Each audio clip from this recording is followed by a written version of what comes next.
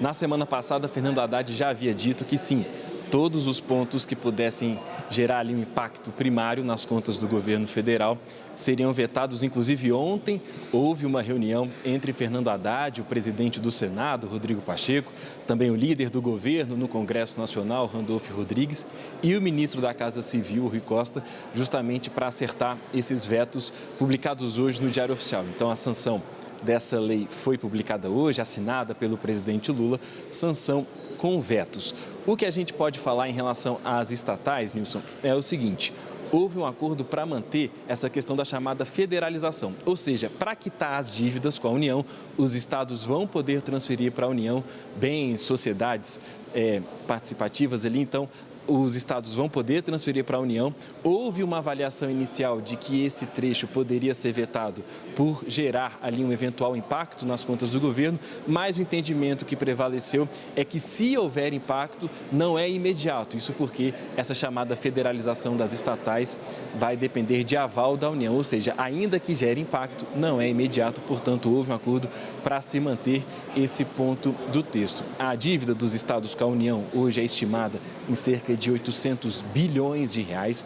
Os principais estados com maior dívida são São Paulo, Rio de Janeiro, Minas Gerais e Rio Grande do Sul.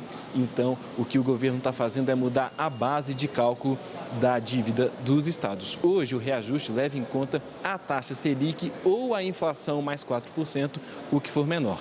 Pela lei sancionada pelo presidente Lula, a base de cálculo passa a ser a inflação mais 4%, só que há mecanismos que reduzam esse percentual, ou seja, vai ser a inflação mais um percentual. Pode até ser zerado, mas inicialmente é a inflação mais um percentual, não leva-se em conta mais a taxa Selic.